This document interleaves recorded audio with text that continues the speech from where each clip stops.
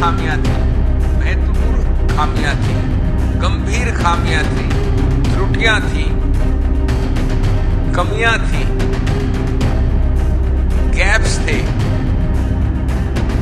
और वो सिर्फ इसलिए ठीक हुए, उनमें सुधार सिर्फ इसलिए आया क्योंकि हम जैसे लोग, यानी मैं नहीं लेकिन राजनीतिक पार्टियां जिनको आप रिप्रेजेंट कर रहे थे या एनजीओज कोर्ट कचहरी गए। सुप्रीम कोर्ट ने मुख्य चुनाव आयुक्त ज्ञानेश कुमार को राहत दी, एसआईआर पर उनके पक्ष में फैसला दिया तो मशहूर राजनीतिक विश्लेषक योगेंद्र यादव ने पूरे फैसले पर ही सवाल उठा दिया। कहा कुछ ऐसा है कि सीजीआई सूर्यकांत को सुनकर अच्छा नहीं लगेगा। मैं दोस्तों संभल कर कह रहा हूं क्योंकि सुनने में आया है कि सच कहने पर सुप्रीम कोर्ट की दीवारें खिसिया जाती हैं। खैर, इसी सुप्रीम कोर्ट में राहुल गांधी से नाता रखने वाले कुछ वकील हैं। उन्हीं वकीलों में से एक अभिषेक मनु सिंघवी है। अभिषेक मनु सिंघवी ने सुप्रीम कोर्ट के फैसले को ही केंद्र में रखकर पूछ लिया, जो अधिकार गृह मंत्रालय के पास था उसका इस्तेमाल मुख्य चुनाव आयुक्त ज्ञानेश कुमार ने क्यों किया। दोस्तों, अभिषेक मनु सिंघवी के इस क्यों में ही छिपी है बीजेपी की संवैधानिक संस्थाओं में घुसपैठ की छाया। नमस्कार दोस्तों, मैं हूं प्रवीण सानी। दोस्तों, जैसे ही सुप्रीम कोर्ट ने एसआईआर पर फैसला सुनाया, वैसे ही मशहूर राजनीतिक विश्लेषक योगेंद्र यादव खबर के साथ सामने आ गए। कहने लगे, खबर ये नहीं है कि सर्वोच्च न्यायालय ने आज चुनाव आयोग के एसआईआर को संवैधानिक बता दिया है। असली खबर यह है कि अब इस देश में बीजेपी तय करेगी कि कौन वोट कर सकता है और कौन नहीं। खबर यह है कि इस देश के संविधान को बचाने का जो शायद अंतिम स्तंभ था, उसके कुछ हिस्से आज टूट कर गिर गए। गलत खबर सुनी है आपने। खबर यह नहीं है कि सुप्रीम कोर्ट ने आज इलेक्शन कमीशन के एसआईआर को वैलिड और कॉन्स्टिट्यूशनल बता दिया है। असली खबर यह है कि अब इस देश में वोटर सरकार को नहीं चुनेंगे, सरकार वोटर को चुना करेगी। बाकी ये 124 पेज का जजमेंट है, बहुत अंग्रेजी है, आप पढ़ लेना।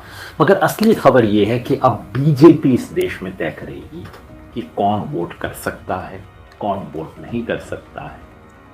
खबर ये है कि इस चुटकुले को लोकतांत्रिक चुनाव बताया जाएगा। खबर ये है कि आज एडीआर वाले केस में सुप्रीम कोर्ट ने ठीक वही किया है जो आज से 50 साल पहले इमरजेंसी में एडीएम जबलपुर वाले केस में कहा था, जब सुप्रीम कोर्ट ने कह दिया था कि सरकार जो मर्जी चाहे कर ले, जान ले ले, सवाल नहीं पूछा जा सकता।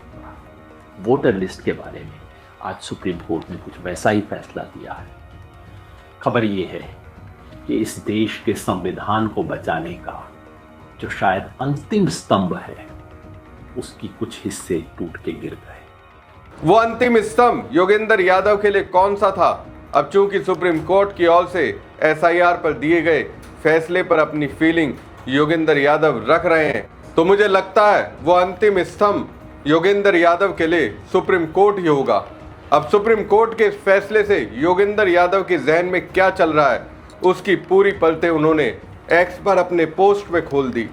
योगेंद्र यादव ने कहा, एक विद्वान मित्र का सवाल जिन्हें मैं हमेशा बेहद संयमित स्वभाव का मानता रहा हूं। चुनावों का बहिष्कार करना भले ही आत्मघाती कदम साबित हो सकता है, लेकिन क्या कार्यपालिका से जुड़े मामलों में सुप्रीम कोर्ट का बहिष्कार एक संभावित कदम हो सकता है? और क्या ऐसी घोषणा करना अदालत की अवमानना माना जाएगा? मुझे उन्हें क्या जवाब देना चाहिए?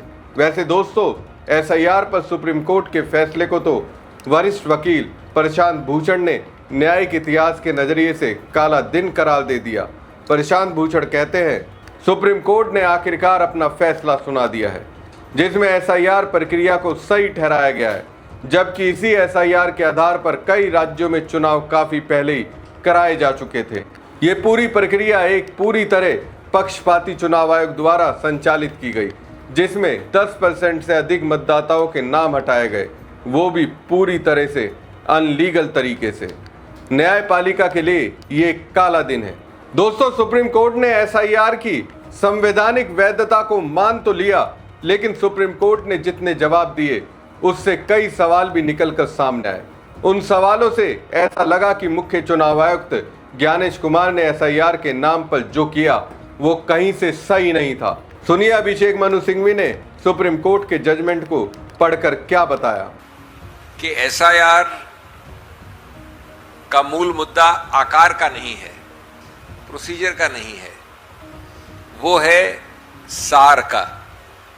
एसआईआर का मूल मुद्दा है सब्सटेंस का। और अगर आप उस कसौटी से देखें तो यद्यपि एसआईआर की संवैधानिक वैधता को मान लिया गया है उच्चतम न्यायालय के निर्णय में, फिर भी जितने प्रश्नों का उत्तर दिया है उच्चतम न्यायालय में, उतने ही प्रश्न और पैदा कर दिए। तो मैं सिर्फ 4-5 बिंदुओं में आपको ये बताऊंगा कि जो प्रश्न का एक निर्णय दिया है उच्चतम न्यायालय ने, उससे और किस प्रकार से विरोधाभास या प्रश्न उठता है। जैसा मैंने शुरू में कहा कि ये निश्चित रूप से है कि एसआईआर की संवैधानिक वैधता, कानूनी वैधता को मान लिया गया है और इस मुद्दे के आधार पर निश्चित रूप से एक मुद्दा निर्णित हो गया है। लेकिन 3-4 चीजें हैं जो मैं आपको कहना चाहता हूं।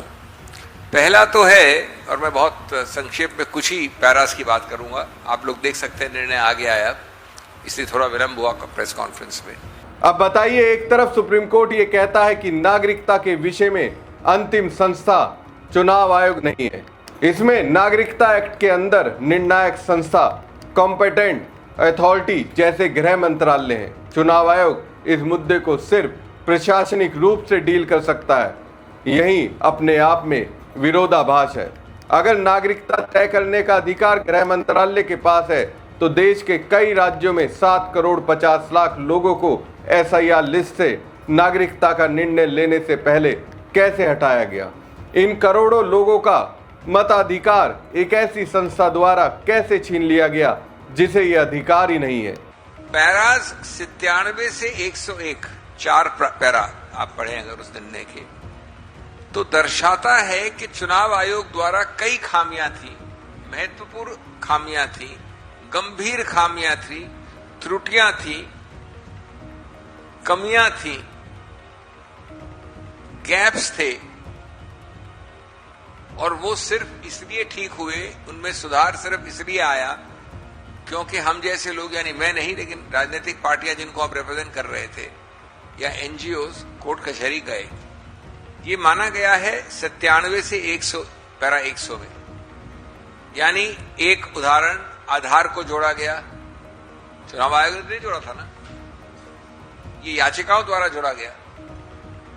दूसरा, जो बिहार में 65 लाख निष्कासित डिलीशंस हुए थे, उनको वापस नाम प्रकाशित करना और उसमें कारण देना कि अमुक व्यक्ति मिस्टर सो एंड सो आपका नाम निष्कासित है, इस कारण से पारदर्शिता देना जिससे कि वो उसमें एक याचक बन सके, अपील कर सके। ये भी बात 65 लाख वोटरों के विषय में बिहार में ऐसी याचिकाओं से हुई जो कांग्रेस ने की, हम लोगों ने की, और लोगों ने की, और पार्टियों ने की, और एनजीओ ने की।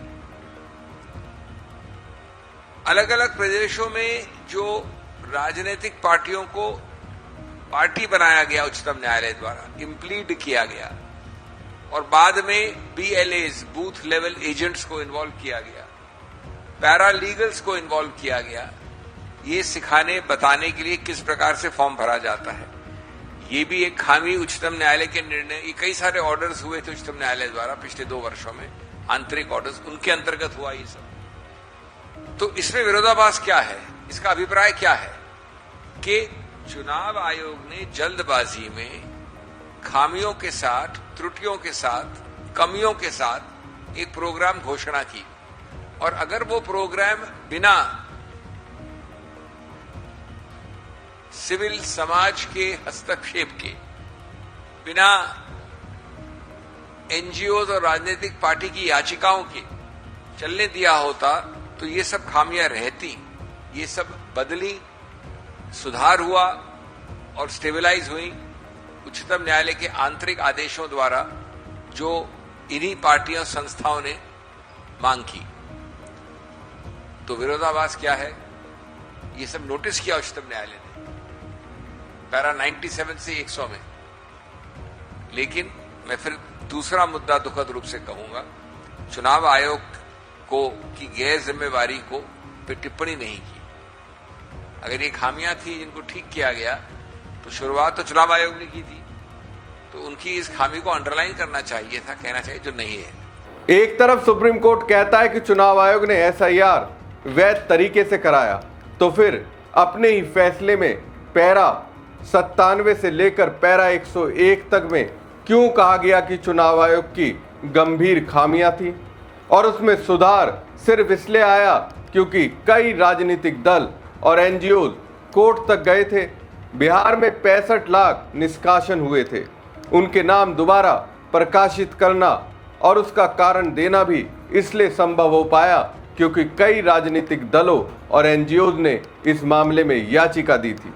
तो दोस्तों, सवाल अब सिर्फ एसआईआर का नहीं रह गया, सवाल देश के लोकतंत्र की उस नींव का है जिस पर जनता का भरोसा करके वोट डालती है। क्योंकि जब योगेंद्र यादव जैसे लोग ये कहने लगे कि अब इस देश में कौन वोट करेगा और कौन नहीं, ये बीजेपी तय करेगी, तो ये सिर्फ एक राजनीतिक बयान नहीं बल्कि लोकतंत्र के भीतर उठ रहा डर है।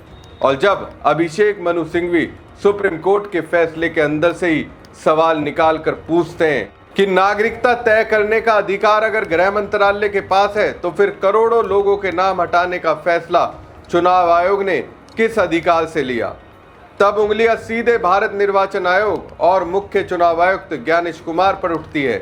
देश ये भी पूछ रहा है कि अगर सुप्रीम कोर्ट को खुद अपने फैसले में चुनाव आयोग की गंभीर खामियां लिखनी पड़ी तो फिर उसी प्रक्रिया को संवैधानिक राहत क्यों दी गई? क्या लोकतंत्र अब सिर्फ तकनीकी वैधता पर चलेगा या जनता के भरोसे पर भी? और सबसे बड़ा सवाल देश की आखिरी उम्मीद माने जाने वाले सुप्रीम कोर्ट पर है, क्योंकि जब फैसले के बाद अदालत की निष्पक्षता पर ही बहस शुरू हो जाए तो निशाने पर सिर्फ चुनाव आयोग नहीं रहता बल्कि सीधा दबाव सीजीआई सूर्यकांत की कुर्सी तक पहुंच जाता है। लोकतंत्र में चुनाव सिर्फ वोट डालने का नाम नहीं होता बल्कि ये भरोसे का सिस्टम होता है। और अगर जनता को यही लगने लगे कि वोटर लिस्ट से नाम हटाने वाली संस्था ही तय करेगी कि कौन नागरिक है और कौन नहीं, तो फिर सवाल सिर्फ संविधान पर नहीं बल्कि लोकतंत्र की आत्मा पर भी खड़ा हो जाता है। हमारी खबर आपको कैसी लगी कमेंट बॉक्स में कमेंट करके जरूर बताएं। साथ ही पेज को ज्यादा से ज्यादा लाइक और शेयर कीजिएगा। धन्यवाद। चुनाव आयोग द्वारा कई खामियां थी, महत्वपूर्ण खामियां थी, गंभीर खामियां थी, त्रुटियां थी, कमियां थी, गैप्स थे, और वो सिर्फ इसलिए ठीक हुए, उनमें सुधार सिर्फ इसलिए आया क्योंकि हम जैसे लोग, यानी मैं नहीं लेकिन राजनीतिक पार्टियां जिनको आप रिप्रेजेंट कर रहे थे या एनजीओ कोर्ट कचहरी गए